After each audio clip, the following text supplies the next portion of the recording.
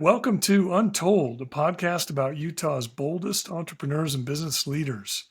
Their behind the scenes battles, breakthroughs, and what the heck were we thinking moments. These are the stories you'll wish you'd heard sooner about the businesses you might not have known were right next door. With me today, the other day we interviewed a local nonprofit, and we're continuing with that trend. We're talking with another local nonprofit. With me today is Rebecca Dutson, President and CEO of the Children's Center Utah. Thanks for being here, Rebecca. Thank you so much for having me. Awesome. So tell us a little bit about the Children's Center. What do you do? And what need are you trying to meet with this nonprofit?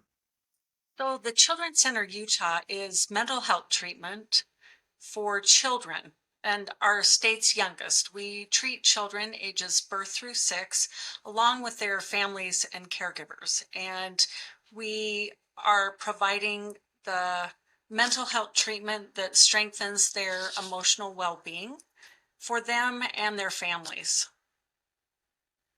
Okay. Yeah, it's interesting. You don't often think about like that with young kids who may not even be able to communicate. Like, how do you how do you provide this support to somebody who's so young? Well, you raise an interesting point, and I've been in my role now about 6.5 years.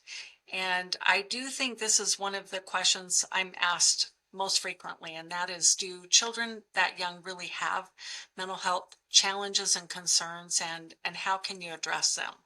And our organization has been around for more than 60 years now, and we were began by a woman, a psychologist, Dr. Augie Plank. And I just like to refer to her as a woman ahead of her time.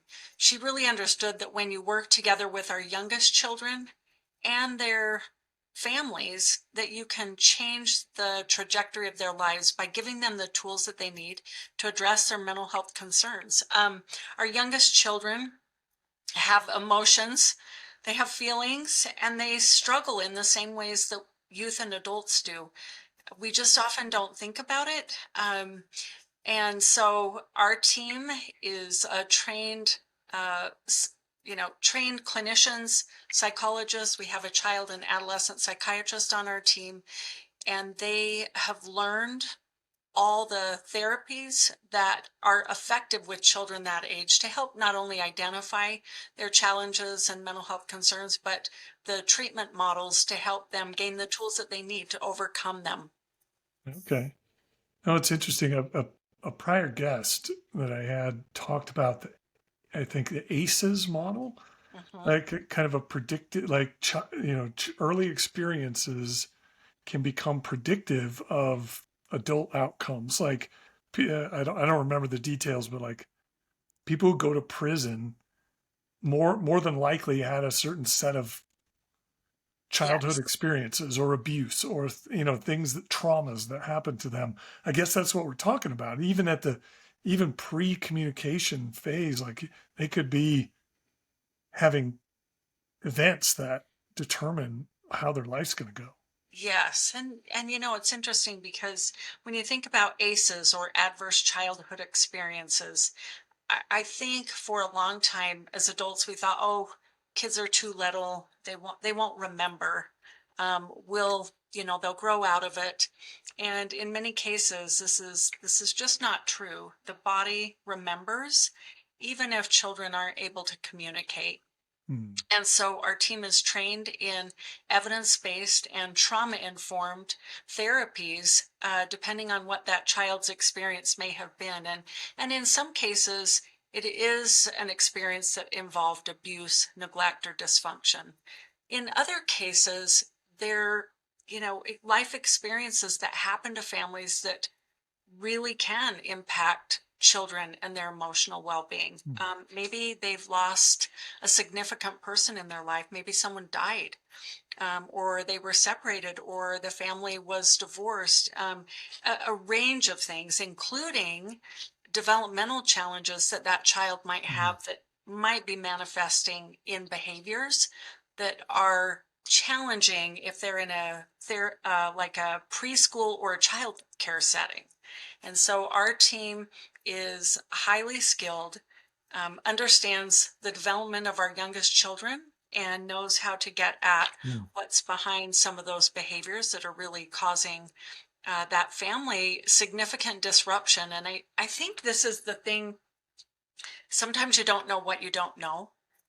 But as parents, I think most parents want the best for their children. And sometimes the parenting just isn't going quite like we thought it should, and there's help, and we're here, Mm. and our team of experts are here to help. Yeah. No, I get it.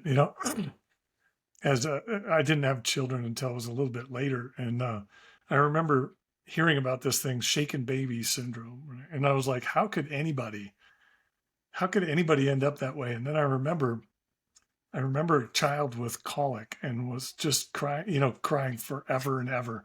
Constantly. And I thought, what if I was a single parent, can't make the bills, like what Yes. if I layer on about 3 layers of stress on top of what I'm already feeling? I, Yes.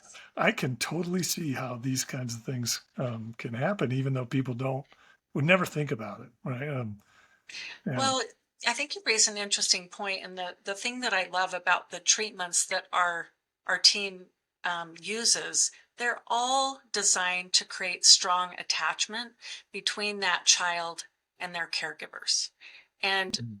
so when the child and family are in treatment, it's dyadic. They're often both there together, and our team is helping the caregivers work through their own challenges, maybe things they experienced when they were a child, to help them learn how to manage their own emotions and behaviors so that they can better interact and build that Mm. strong relationship with their child. So really, you're kind of working on both elements of the Yeah, equation, and it is really tender work, and the results for kids and families are amazing. The that's great. stories that come out they're heartfelt, and families are feeling peace and finding fun and joy in parenting again.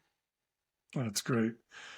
Well, I know I saw on your website and on LinkedIn and stuff, you guys have some growth plans, and I want to get to that and talk about where you're going. But first up, I want to spend a little time talking about you. So, your journey, you've been in the nonprofit world for a long time. Long So, time. Yeah. what drew you into that? What attracted you into the work that you did starting? I guess you started at United Way, right? I did. It's it's really it's kind of a unique intersection, if you will. I graduated with a degree in business, and I started out in the private community. And back in the day, local corporations would loan an executive to United Way. And I was the loaned executive from then First Security Bank to United Way of Salt Lake all those many years ago. And I fell in love with a couple of things.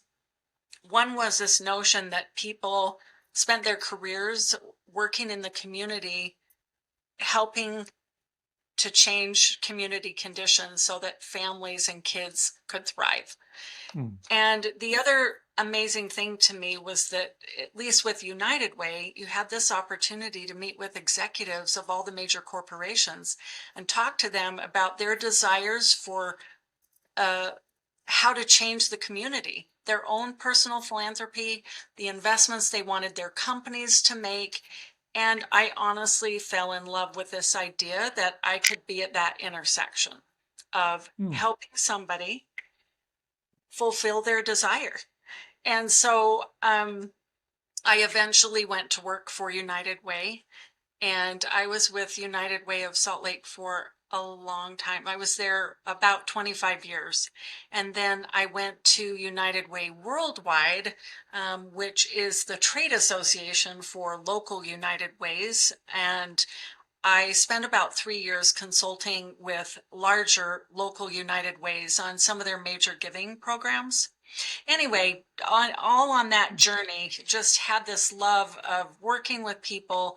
There are so many good people um, who want to do really impactful things with their resources, and sometimes they need guidance and connection to the ways to make those investments that really will make a difference. And so anyway, in that journey, I ended up getting a call from a recruiter about the role of leading this organization. And I'd had really the good fortune of understanding the work of this organization because I'd been in the nonprofit sector for so long.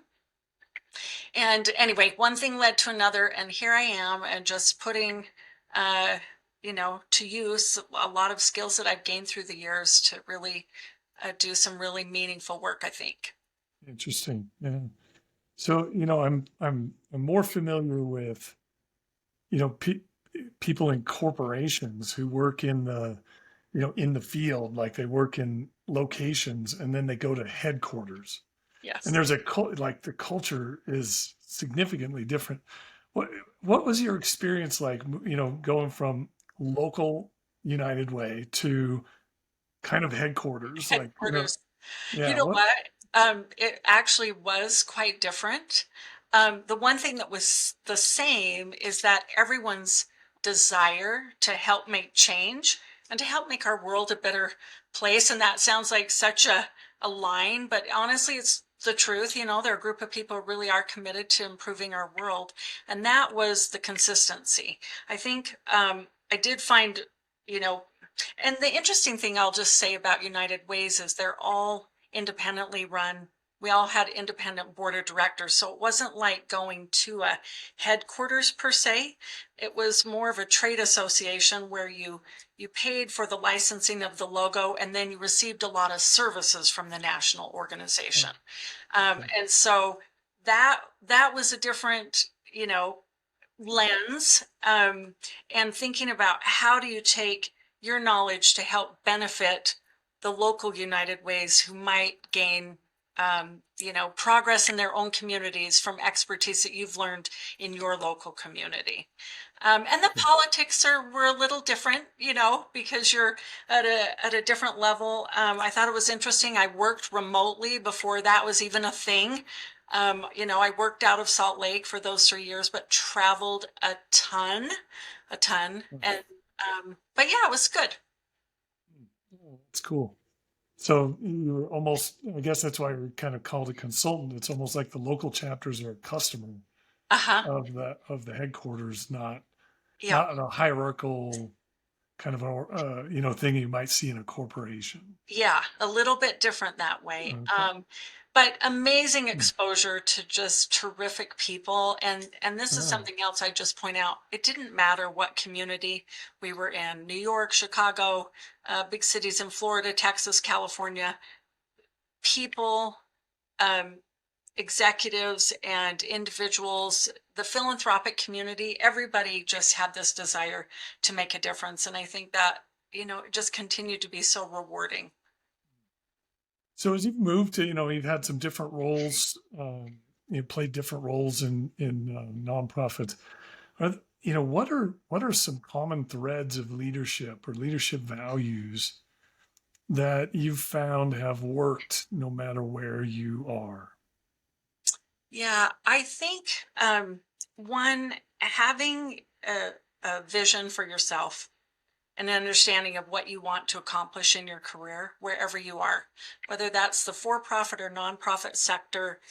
I think for me, it helped drive my decision making, and so just staying true to that, and then I would say related to that, a very important component for me were and continue to be authentic relationships and building trust with people, because you don't, whatever your organization has to benefit other people, there has to be this relationship if somebody's going to buy something from you or invest in your product.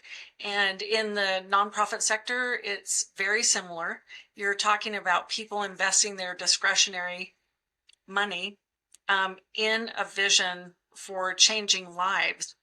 And so it has to be trust-based, not transactional. It's got to be relational. And I think I saw a lot of that shift in my career over the years. I think in 80s and 90s, a lot of things were very transactional, even in the philanthropic sector. And I think there were some things that happened that caused people to say, well, hold on a minute. I maybe want to know my nonprofit a little bit better and the leaders of it. And so that was an interesting kind of sea change to see. You think there was people had some bad experiences, maybe fraud or For sure that exists out there, as it does everywhere. And that's, what I loved most about getting to know people and just building those really strong relationships and having an understanding. A lot of the, philanthropic leaders in various communities, they're just incredible people. And for me, I would never want to break a trust in that relationship. And so being transparent, open, and accountable. Those are three principles. That's sort of my personal formula for building trust. And it's never failed me. Yeah, that's great. With your experience in all these nonprofits and charities, and many of which depend on volunteers, right, or depend on some form of volunteers. I have a question I'm dying to ask. So, I've had some experience working in with those things or leading them, and found volunteers to be very challenging. Like what are your secrets for navigating leading volunteers versus leading paid people, like staff? Okay. What's the difference? Is it a switch you have to flip? Like, how do you do it? Well, I love this question. And then I will just say there are different types of volunteers, right? There are skilled volunteers who come in, you bring them onto your board, and they have a lot of business experience or, a certain set of skills that you really need to help your nonprofit run better. And then you have volunteers who want to come in and just help the organization, and they're willing to roll up their sleeves and do we have volunteers who come in and clean all the toys that are used in our therapeutic preschool day treatment program. And that's like a different set of volunteers. Whatever the background is of the volunteer or the job that we're hoping they will do for us, having respect for them, the fact that they are giving of their own free will, their time, that's such a precious commodity. And then I'm a believer in having people have a red carpet experience, whatever that is. If they're serving on the board or if they're coming in, once or twice a month to clean toys and everything in between. I want them to meet a team that is grateful in their approach with that volunteer, respects them for what they're doing. We're organized, we're on time, we help educate them. And, I think all these things matter so much because we want to retain our volunteers. Just like businesses want customers, you have to have good customer service. So I think it's about the experience, the customer experience, if you can kind of translate and think of it that way. No, that's great. Those are great principles. Yeah. So, you mentioned in leadership having a vision for yourself. So I'm curious if you can share, like, where are you headed? Like, what's your vision, or what can you share about it? Yeah. Well, so, all right.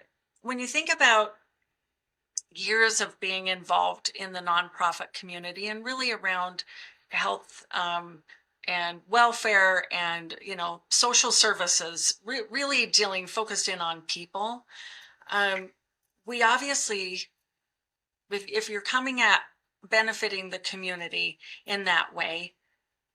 I think there are things that we can do that are proactive, and then there are things that we can do that are reactive. And different challenges that people face require different approaches, right? The thing that I love about what the Children's Center Utah is doing is it's very prevention oriented. It's the earliest intervention that you can offer if a child is experiencing emotional and mental health behavioral challenges. And so this idea of going upstream so that we can prevent what can happen downstream. We know from research that when we leave, to our conversation earlier, when we leave mental, emotional, behavioral challenges untreated when a child is small, that those just grow into bigger, more complex challenges when they're older, and they lead to health complications.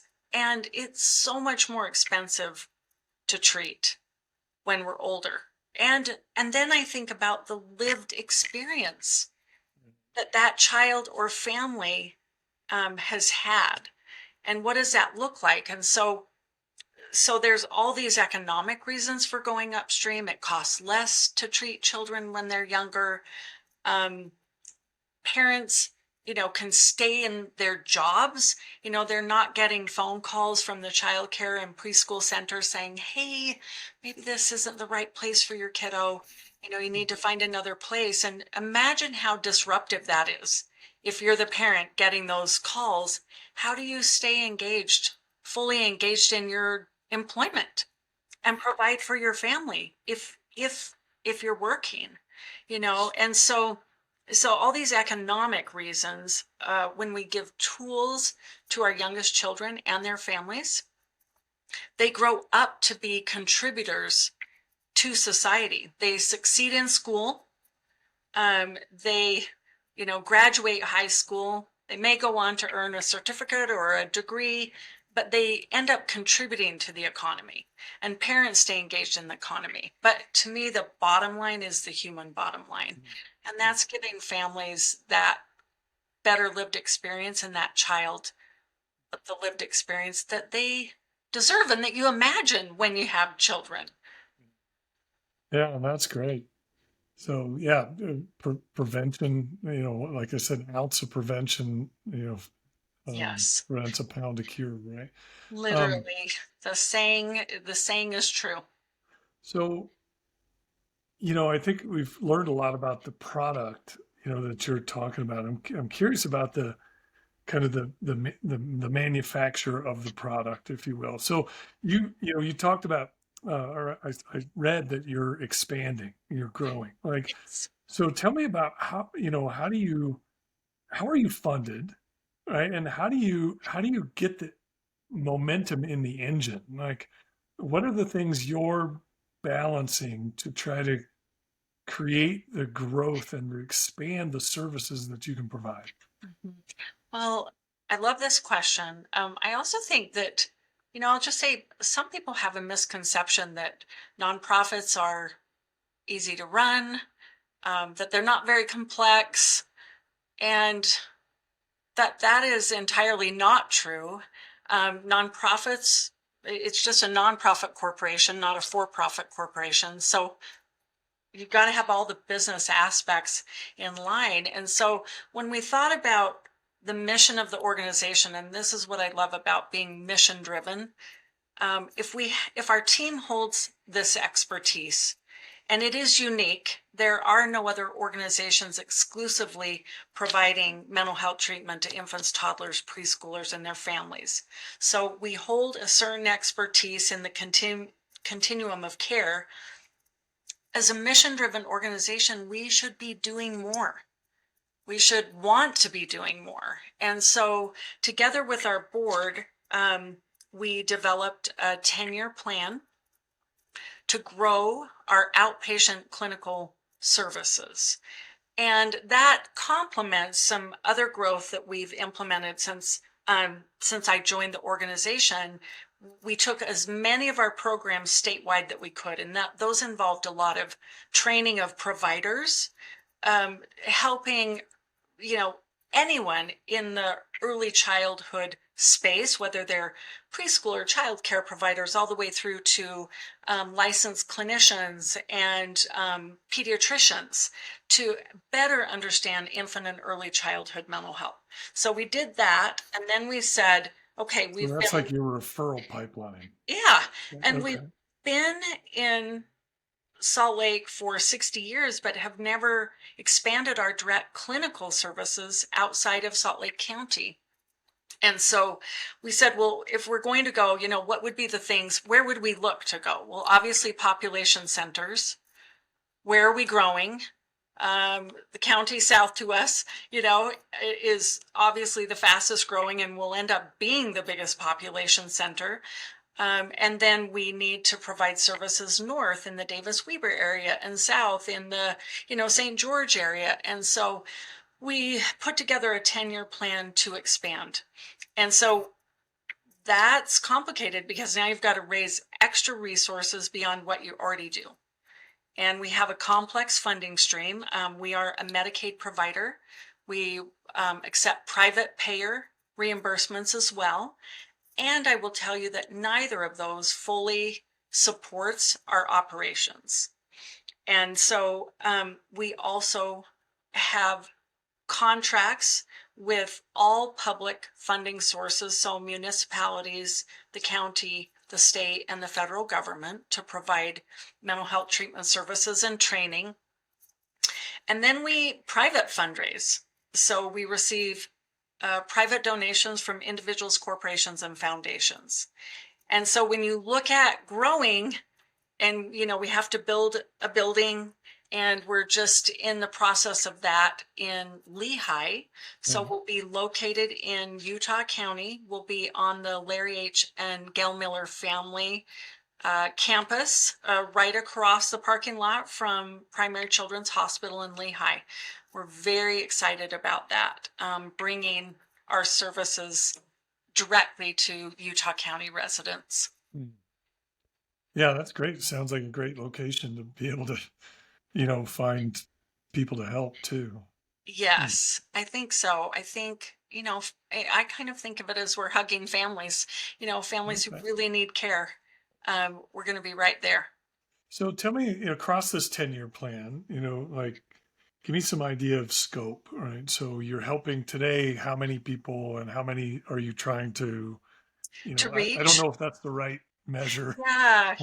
It's an interesting proposition, because when you think about the services we provide, so just to kind of give some basics, we receive many referrals from pediatricians.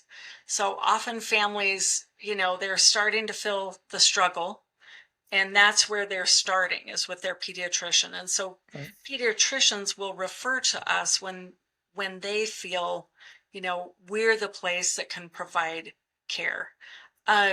We serve on average in our outpatient clinical therapy around 1,100, 1,000 families per year, just depending on, things ebb and flow. No two families are alike, so some years we'll have more clients than others.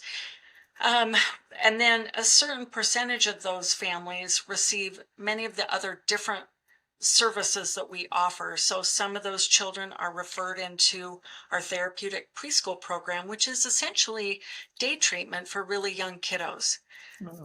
So they come into our center. We have a transportation team that goes out to their child care and preschools or their home, bring them to our center for 3 hours, and then shuttle them back home. And that level of treatment supports their outpatient therapy. Families may need psychological testing and evaluation. Often with the young population that we serve, a family may be learning that their child has autism, maybe ADHD, maybe anxiety, even depression. So we have all those testing services, and we have psychiatric services as well for our children and their families. Okay.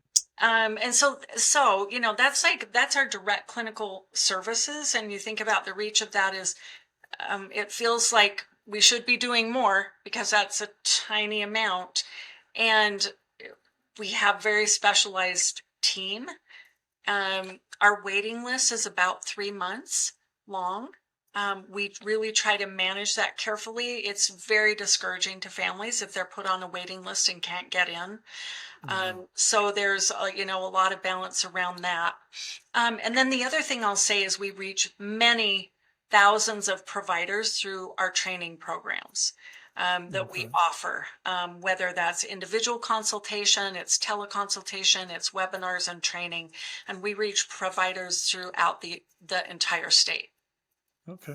So is your growth plan, that 10-year plan, is it primarily trying to expand your footprint, or are you expanding services? Like, what's the focus? Yeah, so by expanding our footprint, reaching into Utah County, we just know that proximity matters. It's very challenging for families to drive to Salt Lake to receive counseling services, but they do. We have families who drive to us from many adjacent and even counties that are farther away.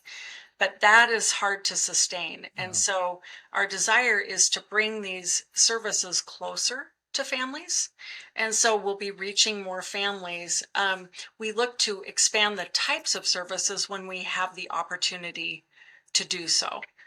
But we're really focused on bringing this core work to more kids and families. Okay, that's great. So, yeah, I'm curious, as you think about somebody who's listening to this, and maybe they've got a question mark in their family, or they know someone.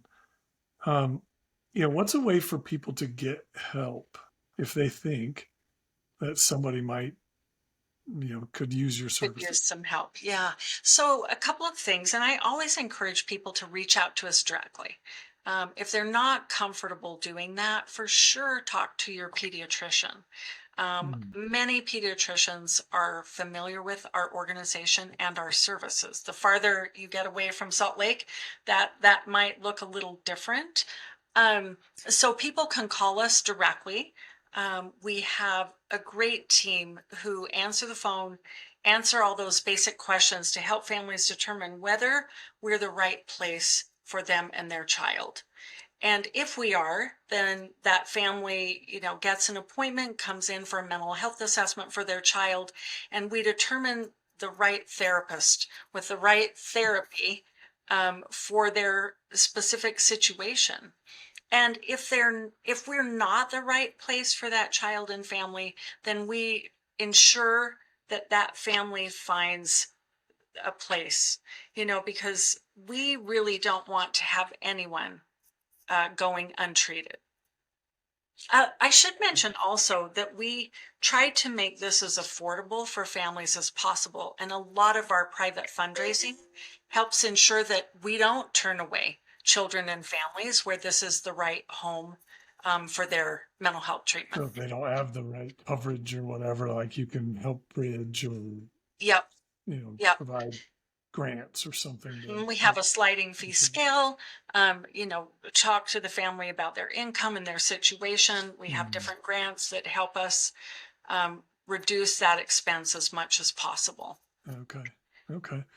That's great. And I think you mentioned this earlier. Like, I mean, this is the services that you're providing are pretty unique. Like, this isn't, like, not every metro area has something No. like this. Is that right? No, and not even across the United States. It's a very unique space. There are providers that work with littles, but not many that are within an organization like ours that has the level of experience, training, the evidence-based treatment models. Everything we do is trauma informed. It is really providing a special service for children and their families. And many families who might start out, at their pediatrician or with a different therapist often are referred to us depending on what's going on with that child. because our team is so specialized in that space. Yeah, that's great. So if somebody's listening and they wanted to find out how to support CCU or to work with CCU in some capacity, where would they go? Okay, so first of all, to our website is a great place to start. It's childrencenterutah.org. They can also call us. We're just 801-582-5534. Emails are on our website with our team. People can reach out that way if they're family seeking services. And then there's a whole section on our website that's provided or dedicated to providers, and where people can see all the trainings that we have available, the consultation that we offer various providers. It's all very accessible. Great, great, awesome. That's it's really cool to hear what you're doing, and especially I love the fact that it is preventative in nature, like because life happens, right? It I does. mean, none of us got through childhood without getting dropped, or figuratively, or Right. Right. literally. Yeah. And you guys are trying to help make sure that that doesn't provide lasting consequences for somebody's health and welfare. So Yep. um, Yeah, it's really true. And to be able to just have this opportunity to visit about it and to help normalize for people that it's okay to need help, and mm, we're here to help. And you will find the most compassionate team of people at the Children's Center Utah who are ready to listen and to help work together to, impact the challenges that the family has faced, and to help them get on a new trajectory. well, thank you for what you do, and thanks for spending some time with me today to record this episode. I look forward to seeing it out there. Thanks Oh, for being with us today. thanks so much, John.